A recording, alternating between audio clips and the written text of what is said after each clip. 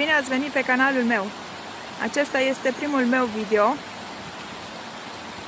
Astăzi mă aflu la Cascada Pișoaia, în comuna Vidra, județul Alba. Este un cadru extraordinar și vă arăt câteva imagini de aici.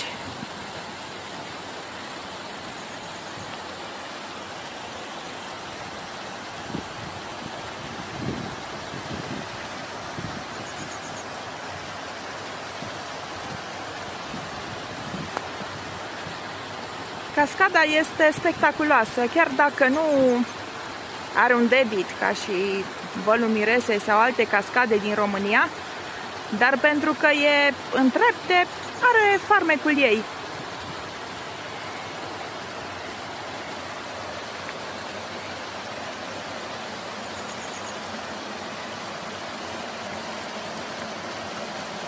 Drumul aici e accidentat, puțin moale după ploi.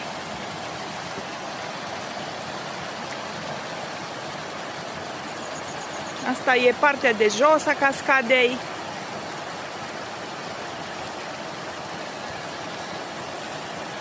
Zona e foarte frumoasă, deosebită.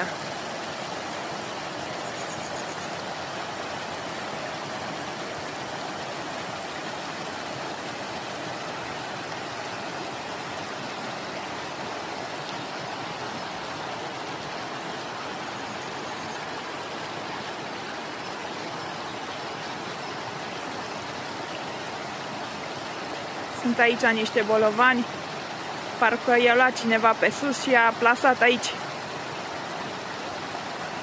Spectaculoși. O să mă apropii și ei de partea de sus a cascadei și o să revin cu video și de acolo. Dacă v-a plăcut ce am filmat până în prezent, dați-mi, vă rog frumos, un like. Poate chiar să vă abonați dacă v-a plăcut. O zi minunată!